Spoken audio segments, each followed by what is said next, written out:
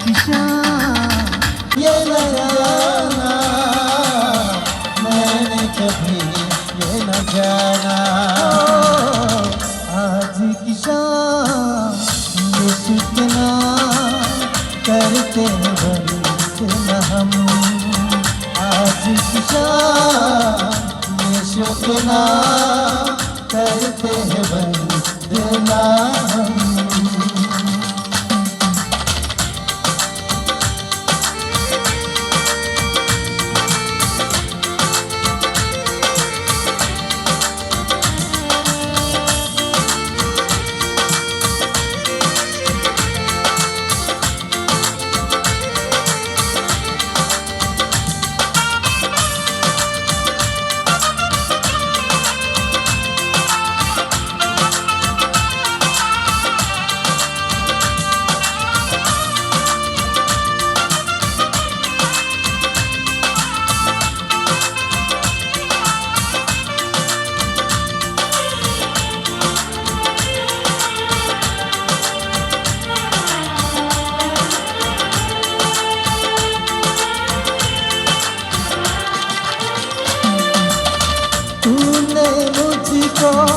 खून बहाकर अपना बेटा बनाया,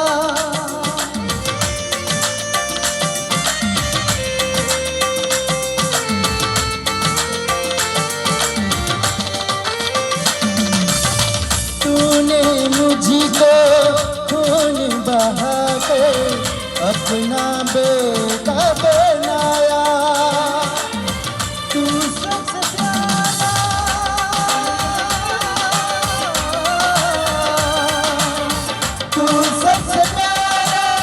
तू सबसे सुंदर, मैंने कभी ये न जाना, मैंने कभी ये न जाना, मैंने कभी ये न जाना। आज की शान ये शुक्ना करते हैं वंदना हम। आज की शान ये शुक्ना करते हैं वंदना हम। करते हैं वंदना हम, करते हैं वंदना हम।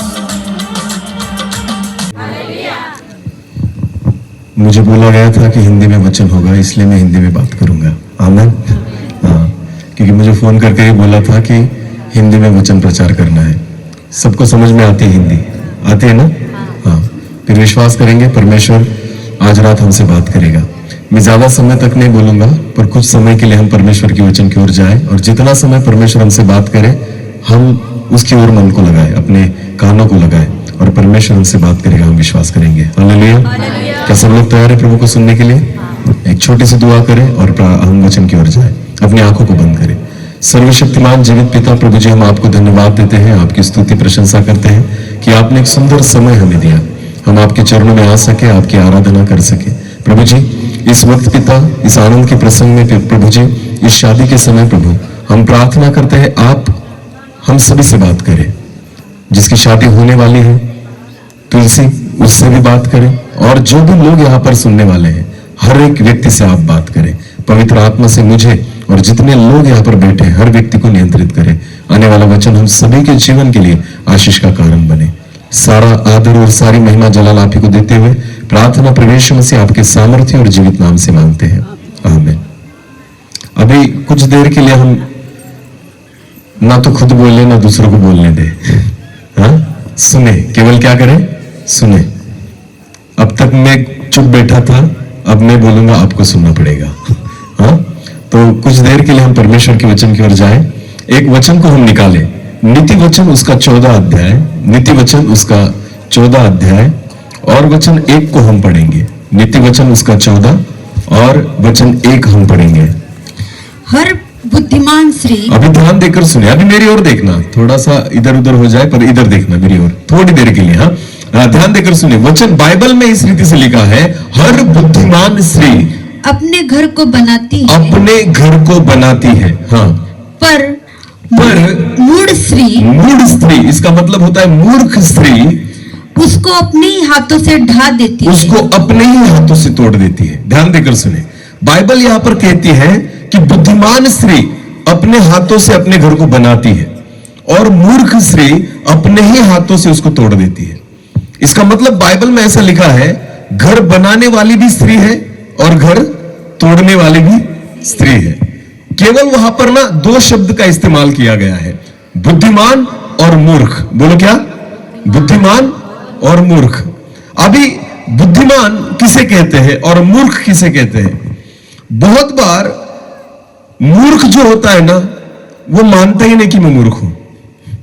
समझ में आ रहा है? सबसे बड़ा प्रॉब्लम मूर्ख का यह होता है कि वो खुद को समझता ही नहीं मैं क्या हूं, मूर्ख हूं। जब हम स्कूल में थे ना, तो वहां पर एक स्टोरी थी, एक वहां पर एक स्टोरी थी हमारी किताब में, उसका नाम था शेख चिल्ली। बोलो क्या नाम था? शेख चिल्ली। शेख चिल्ली की कथा ऐसी थी कि वो लकड़ी तोड़ने के लिए गया। बोलो क्या तोड़ने के लिए गया? लकड़ी तोड़ने के लिए गया। तो वहां पर ऐसा लिखा था, वो पेड़ पर गया, पेड़ पर चढ़ा, उसके हाथों में कुल्हाड़ी थी और वो पेड़ पर जाकर बैठा और उसको लकड़ी तोड़नी थी। तो उसने क्या किया, जिस डाली पर वो बैठा था ना, उसी को तोड़ रहा था। समझ में आ रहा है? उसको लकड़ी तोड़ने से मतलब था, उसको क्या चाहिए थी? लकड़ी तोड़ना है मुझे। पर उसने उतना भी नहीं सोचा कि मैं जिस डाली पर बैठा हूं उसी को मैं क्या कर रहा हूं? काट रहा हूं, तोड़ रहा हूं। तो अगर डाली टूटेगी तो कौन नीचे आएगा? डाली भी आएगी और ये खुद भी आएगा। पर आपको पता है, मूर्ख इसे कहते हैं कि जो व्यक्ति ना खुद की ही बर्बादी करता है। बोलो क्या करता है? खुद की ही बर्बादी। अगर हम बहुत अगर पूछा जाए ना कि मूर्ख कौन है, तो कोई नहीं बोलेगा मैं हूं, और बुद्धिमान कौन है तो हर एक को लगेगा मैं हूं, क्योंकि समझता ही नहीं ना कोई।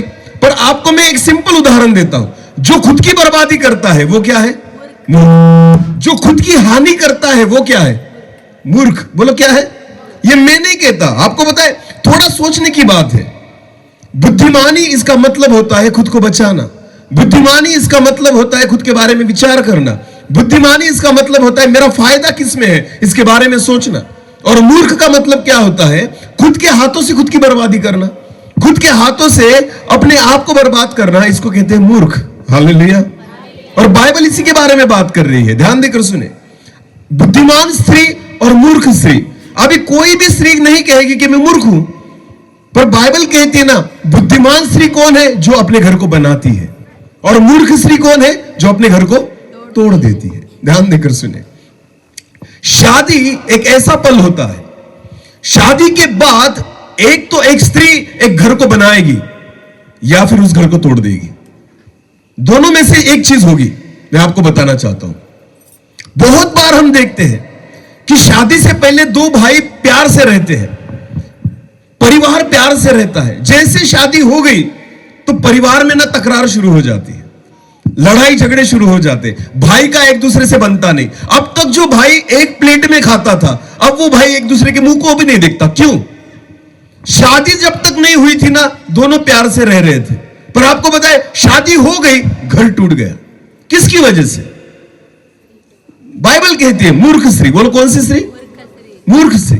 ध्यान देकर सुने, एक घर को बनाना यह बुद्धिमानी है, घर को तोड़ना यह मूर्खता है। हालेलुया।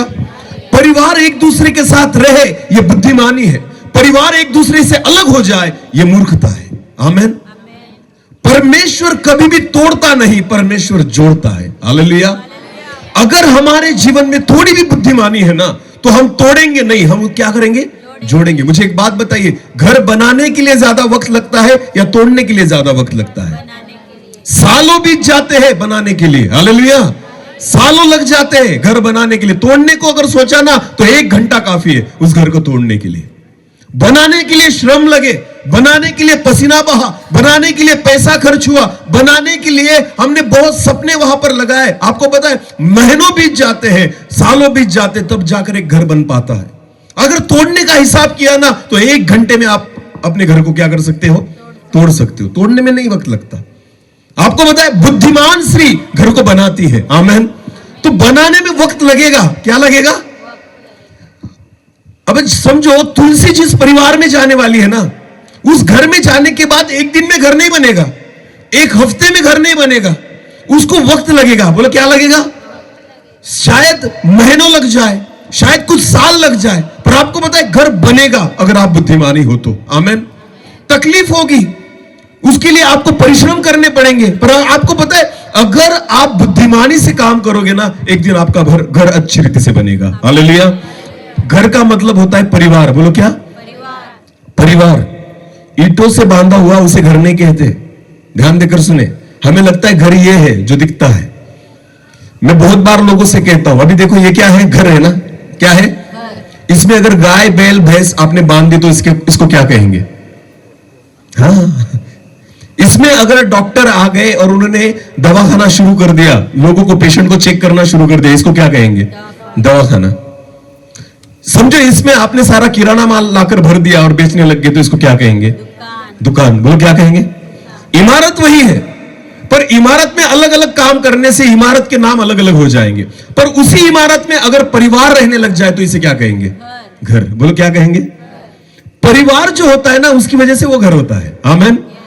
बंगला बनाने से घर नहीं बनता। मैंने 20 लाख का घर बना लिया, उसको घर नहीं कहेंगे। परिवार आपका अच्छा होना चाहिए। हालेलुया। लोगों को लगता है मैंने महंगी टाइल्स बिठा दी, मैंने महंगा घर बनवा लिया, मैंने महंगा फर्नीचर लगवा लिया। आप कितना भी महंगा सब कुछ लगाओ, आपको पता है परिवार अच्छा होना जरूरी है। परिवार के लिए हमने ज्यादा परिश्रम करने जरूरी है। बहुत बार हम चीजों पर ज्यादा ध्यान देते हैं और प्यार और परिवार और रिश्तों की ओर ज्यादा ध्यान देते नहीं। और बाइबल कहती है एक बुद्धिमान स्त्री जो होती है ना, अपने घर को बनाती है। हालेलुया। एक परिवार को संभाले रखना, एक परिवार को एक दूसरे के साथ जोड़े रखना, एक परिवार में प्यार बनाए रखना, एक काम एक स्त्री का है। आमीन। क्योंकि एक बाहर से कोई स्त्री शादी कर कर आ रही है उस घर में। ध्यान देकर सुने, तुलसी जब जगदीश ना, हाँ, तुलसी जब जगदीश के घर में जाएंगी, जगदीश को एक पत्नी मिलेगी। बोलो क्या मिलेगी? पत्नी। जगदीश के मां बाप को एक बहू मिलेगी। बोलो क्या मिलेगी? बहू। जगदीश के भाई को एक भाभी मिलेगी। क्या मिलेगी? भाभी। जगदीश की बहन को भी भाभी मिलेगी। बराबर है ना? ध्यान देकर सुने, जगदीश को एक रिश्ता मिला पत्नी का, उसके मां बाप को एक ही रिश्ता मिला बहू का, उसके भाई को एक ही रिश्ता मिला भाभी का। पर आपको पता है जब तुलसी उस घर में जाएगी ना, उसको सारे रिश्ते मिलेंगे। उसको एक रिश्ता नहीं मिलेगा। उसको पति मिलने वाला है, उसको ससुर मिलने वाला है, उसको सास मिलने वाली है, उसको देवर मिलने वाला है, उसको उसकी ननद मिलने वाली है। आमीन। तो आपको पता है जगदीश की जिम्मेदारियां कम है, उसकी जिम्मेदारियां ज्यादा है। आमीन। क्योंकि जगदीश को तो एक ही नाता मिलने वाला है, एक ही रिश्ता मिलने वाला है, पर तुलसी को बहुत सारे रिश्तों को संभालना है। हालेलुया। तुलसी को बहुत सारे रिश्तों को क्या करना है? संभालना है। उसके लिए एक रिश्ता नहीं है ना, केवल जगदीश नहीं है, उस घर में बहुत सारे लोग हैं, बहुत सारे रिश्तों को उसको लेकर चलना है। इसके लिए बुद्धिमानी चाहिए। बोलो क्या चाहिए?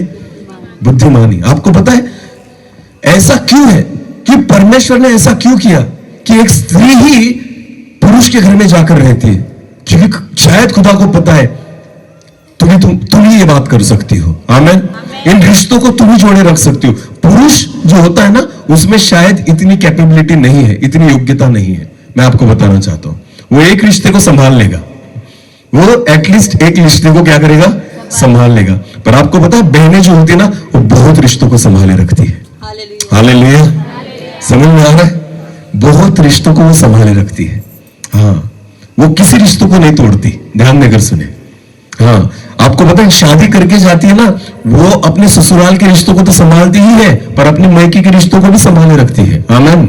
तो भाई को भी नहीं छोड़ेगी, बहन से भी वैसा ही प्यार करेगी, माँ बाप से भी वैसा ही प्यार करेगी, सास ससुर से भी वैसा ही प्यार करेगी, ननद से भी वैसा ही प्यार करेगी। आपको पता है पति से प्यार करेगी। सारे रिश्तों को संभाले रखा है। आमीन। और पति का क्या है? उसको कोई टेंशन नहीं, उसको सारे संभाल के रखते हैं, उसको बाकी लोग संभाले रखते हैं, उसको संभालना पड़ता है दूसरों को। पुरुष जो होता है ना, उसको संभालना पड़ता है, पर बहनें जो होती है ना, वो संभालने का काम करती है सबको। हालेलुया। इसलिए ना बुद्धिमानी आप में होना जरूरी है। हालेलुया। पुरुष जो होता है ना, सुबह सुबह काम में बाहर निकल जाएगा, रात को ही आएगा, पर आपको पता है दिन भर परिवार को आप थामे रहती हो। आमीन। जिम्मेदारी आपकी ज्यादा है। जिम्मेदारी किसकी ज्यादा है?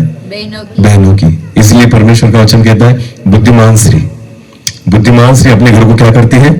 बनाती है। और मूर्ख स्त्री अपने हाथों से तोड़ देती है। अगर सच में आप बुद्धिमान हो तो अपने परिवार को बनाए रखना, जोड़े रखना। तोड़ने का काम कर रही हो तो समझ लेना तुम बुद्धिमानों की लिस्ट में नहीं, तुम मूर्खों की लिस्ट में गिनी जाती हो। समझ में आ रहा है? मानोगे नहीं पर वैसा है, क्योंकि वैसे कोई मानेगा ही नहीं कि मैं मूर्ख हूं। मैं वही तो बोला आपको, मूर्ख किसे कहते हैं? जो मानता नहीं कि मैं क्या हूं, मूर्ख हूं, वही मूर्ख होता है। समझ लेना, अगर खुद की गलती को कोई व्यक्ति, तो उसे मूर्ख नहीं कहा जाता। पर जो समझता ही नहीं कि मैं मूर्ख हूं, एक्चुअली वही मूर्ख होता है, जो अपने आप को बर्बाद कर रहा है, अपने घर को खुद ही तोड़ रहा है, जिस डाली पर बैठा है उसी को काट रहा है। इसको समझदारी नहीं कहते। ध्यान देकर सुने, एक स्टोरी बताता हूं मैं आपको, ध्यान देकर सुनना। एक परिवार था, उस परिवार में मां, बाप, उनका छोटा बेटा और उस छोटे बेटे का, यानी वो पति पत्नी जो थे, उस पति की बूढ़ी मां जो थी ना, बूढ़ा बाप जो था ना, वो भी रहता था। ध्यान देकर सुनिए, कितने लोग हो गए? 4। बोलो कितने? हाँ, पति पत्नी, कौन कौन? पति पत्नी, उनका छोटा बेटा और जो पति है उसका बाप, बूढ़ा बाप। ऐसे 4 लोग एक ही परिवार में रहते थे। ध्यान देकर सुनना। हुआ क्या, छोटा बेटा रोज देखता था कि मां बाप जो है ना उसके, उस बूढ़े, उसके जो पिता के जो पप्पा थे बूढ़े, उनसे बहुत गलत व्यवहार करते थे। उनके लिए ना एक अलग से खोली निकाल कर रखी थी, रूम निकाल कर रखी थी, जहां उनको कोने में चटाई वगैरह डाल दी थी, वहां पर वो सोते थे। एक ऐसी खराब सी एक प्लेट थी जिनमें उनको खाना मिलता था। वो अच्छी प्लेट में खाना नहीं देते थे अपने पिता को। वो बूढ़े थे पर उनसे ऐसा व्यवहार किया जाता था। बच्चा है ना, छोटा बच्चा रोज देखता था कि मेरे मम्मी पापा जो है ना, वो ऐसे मेरे दादाजी से ऐसे व्यवहार करते हैं। ध्यान देकर सुने। तो बहुत दिनों तक ऐसा चला। कुछ दिनों के बाद क्या हुआ, उस व्यक्ति का बाप, यानी वो बूढ़ा व्यक्ति बीमार होने के कारण मर गया, वो नहीं रहा। तो इस परिवार ने एक नया घर खरीदा। उसके बाद क्या खरीदा? एक नया घर। अभी इन्होंने सोचा कि सारे सामान वामान को लेकर हम नए घर में शिफ्ट हो जाएंगे। अभी बाप तो मर गया है, बेचारा बूढ़ा बाप। अभी ये पति पत्नी और छोटा बेटा, इन्होंने सारे सामान को इकट्ठा किया, गाड़ी में भरा। ध्यान देकर सुने, गाड़ी में भरा और वो अपने सामान को लेकर जा रहे थे नए घर की ओर। सारे सामान को उन्होंने गाड़ी में डाला और जाकर खुद भी गाड़ी में बैठ गए। बच्चा भी था। बच्चा झटके उतर से नीचे उतरा और कहा, पप्पा 2 मिनट रुको, मैं अब भी आया। क्या कहा पप्पा? उसने, पप्पा 2 मिनट रुको, मैं अभी जाकर आया। मां बाप सोचने लगे ये कहा जा रहा है। तो मां बाप ने कहा, कहा जा रहा है? 2 मिनट में, घर में जाकर 2 मिनट में आए, एक चीज रहेगी। बच्चे ने क्या कहा? एक चीज रहेगी। बच्चा दौड़ते दौड़ते घर में गया, पुराने घर में, और जहां उसके दादा रहते थे ना, बूढ़े दादा जो मर चुके थे, उनके रूम में वो प्लेट थी जिसमें वो क्या खाते थे? खाना खाते थे। वो प्लेट उठाकर बच्चा दौड़ दौड़कर वापस आया और अपने पिताजी के पास आकर गाड़ी में बैठ गया। अभी मां बाप ने देखा ये प्लेट लेकर आया है, वो गंदी प्लेट जिसमें वो बूढ़ा व्यक्ति खाना खाता था। तो मां बाप बोले, फेंक दे इस प्लेट को। ये क्यों लेकर आया? अपने पास अच्छी नई प्लेट है, ये फेंक दे, इसको मत ले। बच्चे ने क्या कहा पता है आपको? बच्चे ने कहा, नहीं नहीं नहीं पप्पा, ये प्लेट में लूंगा। बोले क्यों? जब तुम बूढ़े हो जाओगे ना, इसी में तुम्हें खाना खिलाऊंगा। जब तुम बूढ़े हो जाओगे, मैं इसी प्लेट में तुम्हें खाना खिलाऊंगा। ध्यान देकर सुने। किससे सीखा? मां बाप से। बोलो किससे सीखा?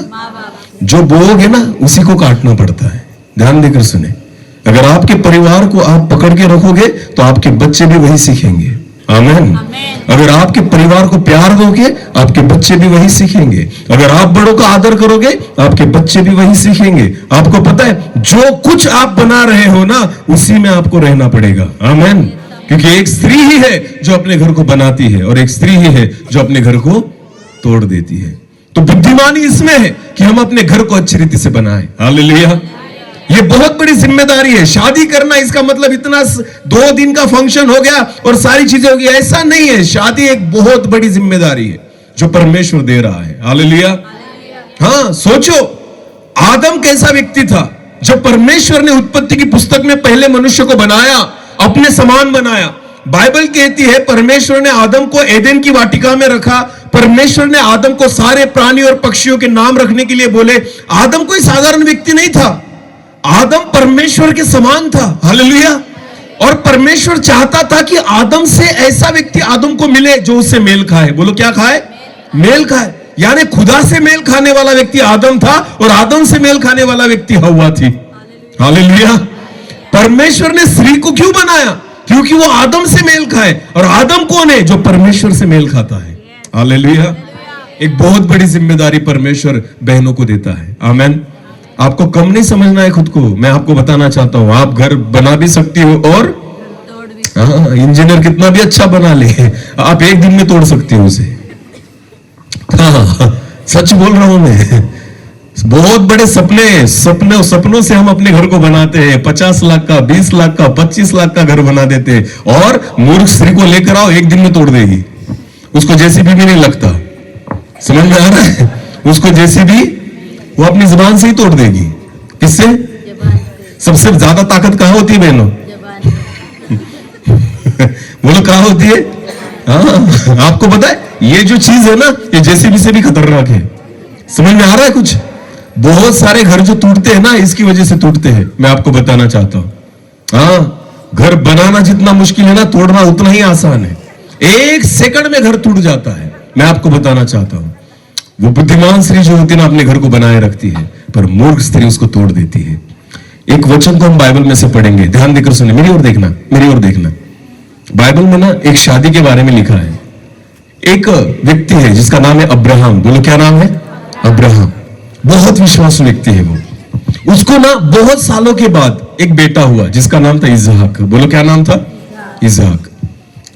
एक लौता बेटा इसहाक। जब वो जवान हुआ इसहाक, तो अब्राहम को लगा अब मैं मेरे बेटी की शादी करूंगा। बोलो क्या करूंगा? शादी करूंगा। इतने सालों बाद जो बेटा हुआ, जो जवान हो गया है, तो अब्राहम को पता था मेरा बहुत बड़ा परिवार है, मेरे पास बहुत बड़ी संपत्ति है, और इन सारी चीजों को संभालने के लिए एक अच्छी बहू चाहिए। बोलो घर में क्या चाहिए? अच्छी बहू, जो मेरे बेटे को भी संभाले और हमारे परिवार को भी संभाले। हालेलुया। तो अब्राहम ने क्या किया? अब्राहम बूढ़ा हो चुका था, तो उसने सोचा कि मैं मेरे बेटे के लिए बहू ढूंढने के लिए या पत्नी ढूंढने के लिए अपने सेवक को भेजूंगा। किसको भेजूंगा? सेवक को। और सेवक को कहा तू जा और मेरे रिश्तेदारों में जाकर मेरे बेटे के लिए एक लड़की लेकर आना। हालेलुया। क्योंकि उसको पता था लड़की परमेश्वर ढूंढ कर देगा। बोलो कौन ढूंढ कर देगा? हाँ, ध्यान देकर सुने। आदम के लिए हव्वा जो थी ना, वो किसने बनाई? परमेश्वर ने। बोलो किसने बनाई? परमेश्वर ने। ध्यान देकर सुने। परमेश्वर को पता है ये बहुत बड़ी जिम्मेदारी है। आमेन। बाइबल कहती है, बाइबल में ऐसा लिखा है, जब परमेश्वर ने पुरुष के लिए स्त्री बनाया ना, तो पुरुष को सुला दिया। बोलो क्या कर दिया? गहरी नींद में डाल दिया। आदम सोया था और उसमें से पसली निकाली। बोलो क्या निकाली? उसकी एक हड्डी निकाली और उस हड्डी में से एक स्त्री को बनाया। आमेन। जब परमेश्वर स्त्री को बना रहा था, आदम क्या कर रहा था? सो रहा था। क्योंकि आदम का भरोसा किस पर था? परमेश्वर पर था। ध्यान देकर सुने। जोड़ीदार ना खुद नहीं चुनना, परमेश्वर को बोलना प्रभु तू चुन कर दे। समझ में आ रहा है? आजकल के बेटियां जो है ना, खुद ही चुनती है। बाइबल कहती है हवा बन रही थी तब आदम क्या कर रहा था? सो रहा था। उसकी आंखें खुली थी या बंद? बंद। तो आपको पता है परमेश्वर से बंद आंखें करो उसके सामने और मांगो, खुदा अच्छा देगा। हालेलुया। हाँ, विश्वास करें। बाइबल कहती है कि परमेश्वर ने जब हवा को बनाया ना, तो परमेश्वर ने आदम के बारे में सोचकर बनाया। आमेन। ध्यान देकर सुने। अब हम एक वचन को पढ़ेंगे। वैसे ही इसहाक जो था, उसके लिए उसके पिता ने सोचा कि एक बेटी मुझे लाना है जो विश्वासी हो। आमेन। तो अपने सेवक को भेजा कि जाओ हमारे देश में और वहां से मेरे बेटे के लिए एक अच्छी सी सुंदर सी एक लड़की को लेकर आना जो विश्वासी हो, परमेश्वर उसको चुन कर देगा। तो एक वचन को पढ़े अभी, उत्पत्ति उसका 24 अध्याय, उत्पत्ति उसका 24 अध्याय और वचन 10 से लेकर आगे पढ़े। तब वो दास अपने स्वामी के ऊंटों में से 10 ऊंट छाट कर, अभी बाइबल कहती है वो दास अपने स्वामी के ऊंटों में से 10 ऊंट को छाट कर उसके सब उत्तम उत्तम पदार्थों में से कुछ कुछ लेकर चला। अभी जिस दास को लड़की ढूंढने के लिए भेजा है, वो साथ में किन को लेकर जा रहा है? ऊंटों को। बोलो किन को? ऊंट पता है ना? ऊंट कितने ऊंट है? 10 ऊंट। 10 10 ऊंट लेकर जा रहा है एक लड़की को ढूंढने के लिए। हाँ, ध्यान देकर सुनिए, आगे पढ़े। हाँ, और मेसोपोटामिया में नाहोर के नगर के पास पहुंचा। हाँ, उसने ऊंटों को नगर के बाहर एक कुएं के पास बैठाया। वो संध्या का समय था। हाँ? जिस समय स्त्रियां जल भरने के लिए निकलती वो है। एक कुएं के पास जाकर बैठा, ऊंटों को भी वहां पर बैठा दिया, और उसको पता था शाम के समय लड़कियां यहाँ पर पानी भरने के लिए आती है। हाँ, आगे बढ़े। वो कहने लगा, है मेरे स्वामी तो अब्राहम वो उस कुएं पर जाकर उसने प्रार्थना की। बोलो क्या की? किससे? परमेश्वर से। लड़कियों को डायरेक्ट नहीं ढूंढा उसने कि कौन सी अच्छी है कौन सी अच्छी नहीं। पहले उसने क्या की?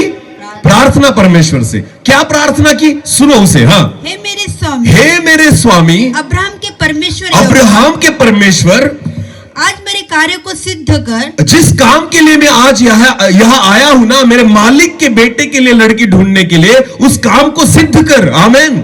हाँ, तू सफल कर, मुझसे नहीं होगा पर तुझे करना पड़ेगा। आगे बढ़े। हाँ, और मेरे स्वामी अब्राहम पर करुणा कर। हाँ?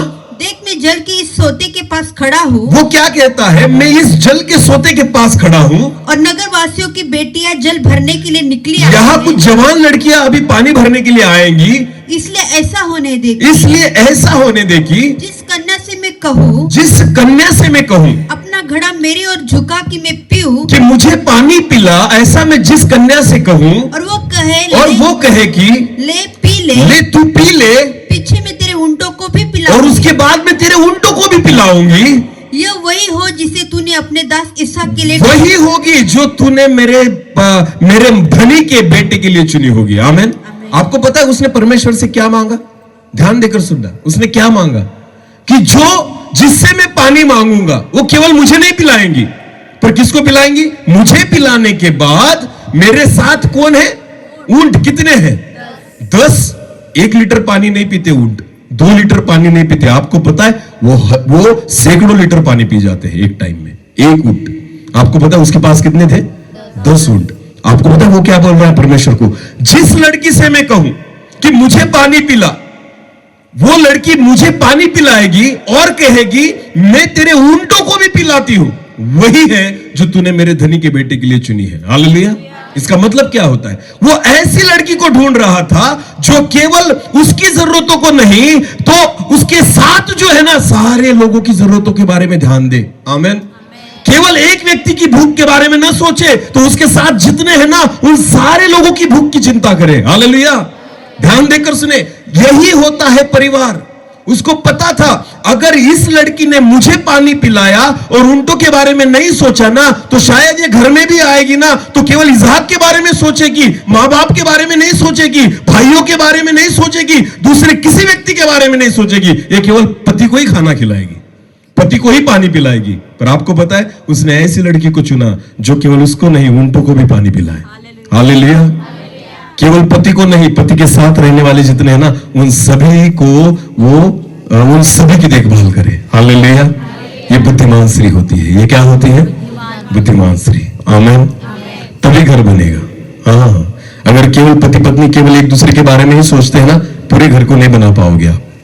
पत्नी को ये सोचना होगा कि नहीं, मेरे ससुर भी है, मेरी सास भी है, मेरी नंद भी है, हाँ, मेरे देवर भी है, घर में बहुत सारे लोग हैं, आने वाले लोग हैं, कोई दूसरा बाहर गांव से आएगा, उसको भी मुझे खाना खिलाना होगा, उसको भी पानी पिलाना होगा। ये सोच होना जरूरी है, तब जाकर घर बनता है। आमीन। तब जाकर घर बनता है। वरना कोई मेहमान आ गए ना तो पत्नी कहती कौन लेकर आया इनको, किसको पूछा था? हाँ, खाना तुम बनाओगे, खाना मुझे बनाना है। घर टूटेगा। बोलो घर टूटेगा। पत्नी को अच्छा खाना, पति को अच्छा खाना खिला कर देगी और सास और ससुर को पूछेगी भी नहीं खाया या नहीं खाया। घर टूटेगा। भाइयों के लिए कुछ नहीं करेगी, उसके बहनों के लिए कुछ नहीं करेगी। क्यों तुम्हारी बहन को बुलाया? अपने अपने घर में रहने को बोलो उसको। अगर बेचारी कभी क्रिसमस में आई ना, फिर भी हमारा मुंह जो है ना वो खराब हो जाता है। क्यों? अभी मुझे करना पड़ेगा, इसको खिलाना पड़ेगा, इसके बच्चों को देखभाल करनी पड़ेगी। घर टूटेगा। बुद्धिमान स्त्री वो है जो घर को जोड़े रखती है। आमीन। जो सारे रिश्तों को जोड़े रखती है। हालेलुया। जो सारी जिम्मेदारियों को जोड़े रखती है। आमीन। अपने आप से सवाल पूछना, शादी ऐसी चीज है, एक तो घर बनेगा, एक तो घर टूटेगा। दोनों में से एक होगा। अभी आप किस कैटेगरी में आते हो अपने बारे में सोचना। आमीन। हाँ, अपने बारे में सोचे। तुलसी बेटा कल तेरी शादी है ना, तो घर बनाने के लिए जाना, तोड़ने के लिए नहीं। हालेलुया। तकलीफ होगी फिर भी सहना। पर मैं तुम्हें कहना चाहता हूं, जिस दिन तुम घर को बना लोगे ना, वो घर तुम्हारे लिए आशीष का कारण बनेगा। आमेन। हालेलुया। बाइबल में एक सुंदर वचन है, उस वचन को पढ़ना जरा सा। नीति वचन उसका 31 और वचन 30 पढ़े। नीति वचन उसका 31 और वचन 30। शोभा तो झूठी। हाँ, बाइबल क्या कहती है देखो, शोभा तो झूठी और सुंदरता व्यर्थ है। और सुंदरता व्यर्थ है। अरे बाप रे, इन दिनों में तो ज्यादा हम इसी पर फोकस कर रहे हैं। शोभा तो झूठी है और सुंदरता व्यर्थ है। ध्यान देकर सुनना, ये दोनों चीजें मिटने वाली है। शोभा भी मिट जाएगी कुछ दिन होगा। आपको पता है शादी के दिन है ना, अभी उसका तो बनता है क्योंकि उसकी शादी है, पर बाकी जो होते हैं ना वो भी मेकअप करके आते हैं, है या नहीं? पर मेकअप कितना टाइम लग रहेगा? थोड़ा सा पसीना आने दो, उसके बाद क्या होगा? उसके बाद सारे दूध भूत दिखने लग जाते हैं, क्योंकि मेकअप क्या हो जाता है? उतरने लगता है। बोलो मेकअप क्या हो जाता है? शोभा झूठी है, वचन कहता है। क्या है? शोभा झूठी है। हाँ, और सुंदरता व्यर्थ है। ये ज्यादा देर तक टिकने वाली नहीं। ध्यान देकर सुने। पर बाइबल क्या कहती है आगे? परंतु जो स्त्री यहोवा का भय मानती है, परंतु जो स्त्री यहोवा का भय मानती है, उसकी प्रशंसा की उसकी जाएगी। प्रशंसा की जाएगी। आमेन। जो परमेश्वर का भय मानने वाली है, जो अच्छे चाल चलन वाली है, जो बुद्धिमान है ना, उसकी प्रशंसा की जाएगी। हालेलुया। समझ में आया? घर में अगर मेहमान आए ना, तो रोटी खिलानी पड़ती है। बोलो क्या खिलानी पड़ती है? हमें देखकर पेट नहीं भरता। समझ में आ रहा है? चेहरा देखकर पेट नहीं भरता, उसके लिए क्या चाहिए? रोटी। शादी करने के बाद पति ना केवल चेहरा देखकर खुश नहीं होगा। हाँ, अगर आप केवल कह रहे हो मुझे देखो मैं कितनी सुंदर हूं, बेचारा सुबह उसको नाश्ता चाहिए, दोपहर में खाना चाहिए, रात को भी खाना चाहिए। आप कहोगे हाँ मैं इतनी सुंदर हूं, सुंदरता को करेगा क्या? 2 दिन अच्छा लगेगा, उसके बाद उसको भी रोटी चाहिए। हालेलुया। उसके बाद उसको भी क्या चाहिए? रोटी चाहिए, क्योंकि सुंदरता व्यर्थ है, वो पेट भरने का काम नहीं करती। आमेन। शोभा झूठी है। हालेलुया। हाँ, करेगा क्या फिर? ध्यान देकर सुने। मराठी में बहुत अच्छा है, मला पहा आणि फुलं वहा। मराठी में एक म्हण है ना, मला पहा आणि हाँ, बहुत बार ऐसा ही होता है। आपको पता है, सुंदर होना गलत बात नहीं है, पर सुंदरता घर को नहीं बनाती, शोभा घर को नहीं बनाती। उसके लिए ना बुद्धिमानी चाहिए। बोलो क्या चाहिए? हाँ, बुद्धिमानी का और सुंदरता का दूर दूर तक कोई रिश्ता नहीं होता। हालेलुया। वो दोनों अलग चीजें हैं। आमेन। हाँ, बहुत बार जो दिखता है वो होता और जो होता है वो दिखता नहीं। समझ में आ रहा है कुछ? हाँ, आजकल जो है ना सब सुंदरता के चक्कर में पड़े हैं। बस आपको पता है शादी कैसे करेंगे? चेहरा देखकर, और बाद में पछताना पड़ता है। क्यों? क्योंकि बुद्धिमानी देखो ना। क्या देखो? चरित्र देखो, उसका स्वभाव देखो। हालेलुया। साथ में रहने के लिए सुंदरता नहीं लगती, साथ में रहने के लिए अच्छा स्वभाव लगता है। बोलो क्या लगता है? अच्छा स्वभाव। जो एक दूसरे को पहचाने, जो एक दूसरे को जाने, जो एक दूसरे को समझ ले, जो एक दूसरे से प्यार करे। हालेलुया।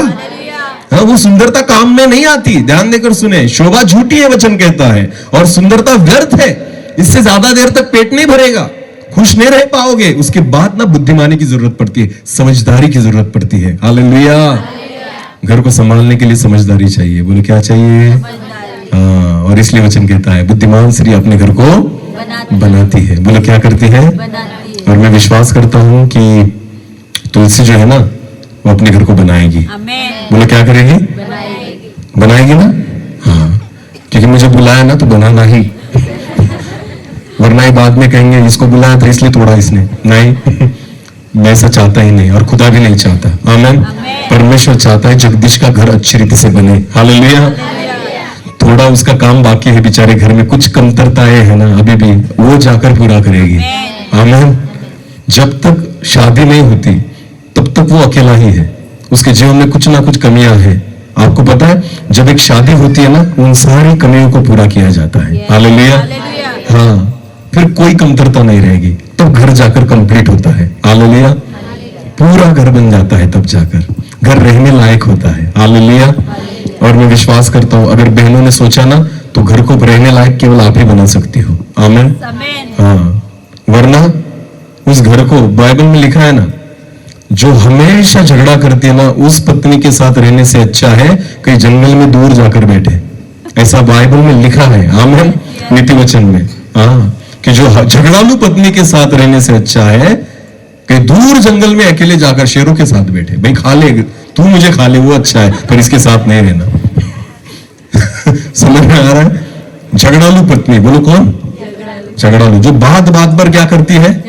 हाँ, पति से भी बोलो क्या करती है? झगड़ा। ससुर से भी, सास से भी, जो दिखे उससे झगड़ा। तो उससे अच्छा है, पति को लगता है कभी कभी मैं जंगल में जाकर बैठू, शेर आ और मुझे खा। हाँ, तो तेरा तो पेट भरूं मैं, ऐसे भी मेरा पेट नहीं भर रहा घर पर जाकर, तो कम से कम तेरा पेट भर जाए मुझसे। समझ में आ रहा है कुछ?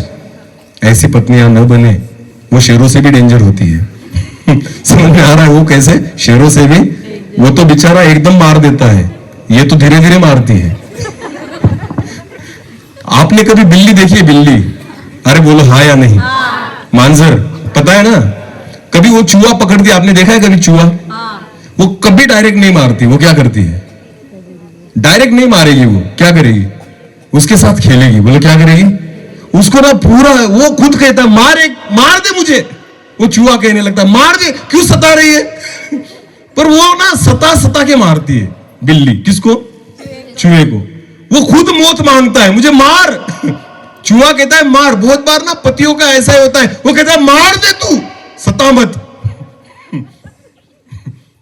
मूर्ख स्त्री जो होती है ना, उसका पति कहता है मार दे तू, सता मत एक बार। वो इसलिए ना, वो उसे लगता है मैं जंगल में जाकर मरूं। सच में। बोले यीशु मसीह की मैं आपके बारे में थोड़ी बोल रहा हूं, ऐसा होता है। आपके बारे में नहीं, ऐसी है। आप तो बहुत अच्छे हो, क्योंकि कोई खुद को मूर्ख समझता ही नहीं। हाँ, मैं आपके बारे में थोड़ी बात कर रहा हूं, ध्यान देकर सुने। पर ऐसा होता है। बेचारा पति जो है ना, वो चूहे के समान होता है।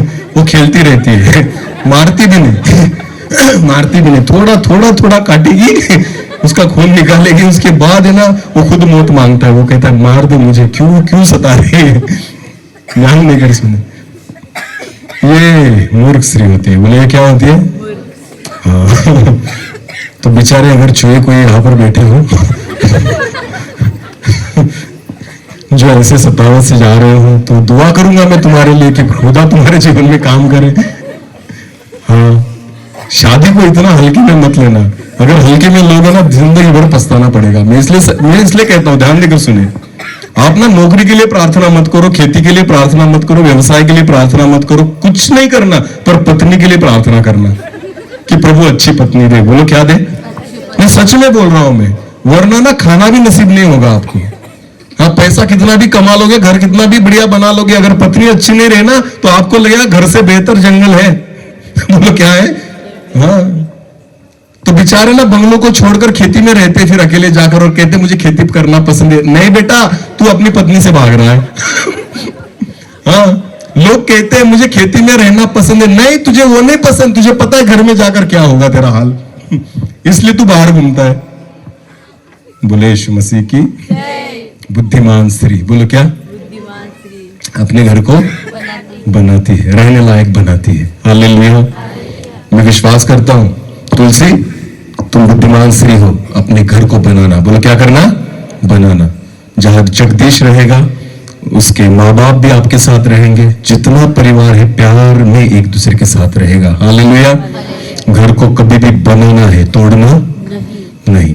यह आपका काम है। आमीन। ये हमारा काम है। ध्यान देकर सुने, क्योंकि घर अगर टूटता है तो शादी के बाद ही टूटता है, और घर जुड़ता भी है ना तो शादी के बाद ही जुड़ता है। समझ में आ रहा है कुछ? तो हमें खुद डिसाइड करना है। जितनी बहनें यहाँ पर बैठे, ऐसा नहीं कि ये वचन उसके लिए है, आपके लिए भी है। हाँ, आपके लिए भी है ना, क्योंकि यहाँ पर कोई जोड़ने वाला भी बैठा होगा, कोई तोड़ने वाला भी बैठा होगा, मुझे नहीं पता, पर हो सकता है। अपने आप को जानती हो आप, पर मुझे पता है मूर्ख खुद को मूर्ख समझता नहीं, और समझेगी भी नहीं। ध्यान देकर सुने। पर वचन तो आपने सुन लिया है, रात को नींद नहीं आएगी। रात भर मेरे बारे में विचार करोगे, किसको लेकर आए थे ये? कौन सा गांव है अपना? केली ना, केड़ी। हाँ, किसको लेकर आए, कहां से उठाकर लेकर आए? भाई मुझे कहां से भी लाकर लाए होगे, पर खुदा आज तुमसे बात कर रहा है। परमेश्वर चाहता है कि हम बुद्धिमान बने। क्या बने? हाँ, जो घर को बनाए तोड़े नहीं, क्योंकि बाइबल ना हर वक्त जोड़ने का काम करती है, तोड़ने का नहीं। हालेलुया। मेरा खुदा, मेरा परमेश्वर जोड़ता है, तोड़ता नहीं। हर रिश्ते को जोड़ना चाहता है। मैं विश्वास करता हूं कि परमेश्वर ने आज हमसे बात की है। मैं ज्यादा लंबा नहीं जाना चाहता, क्योंकि मुझे लंबा जाना है। मैं विश्वास करूंगा कि आज के वचन के द्वारा परमेश्वर ने हमसे बात की है। अपनी आंखों को बंद करें, इस समय हम प्रार्थना में जाए। थैंक यू जीसस, धन्यवाद यीशु। हर व्यक्ति अपने आंखों को बंद करे। एक आखिरी प्रार्थना में हम जाएंगे, एक छोटे से कोरस के साथ। उस परमेश्वर के पास आए जो हमारे बीच में है। उस खुदा से कहे, प्रभु तू हमें बना, हमें तैयार कर।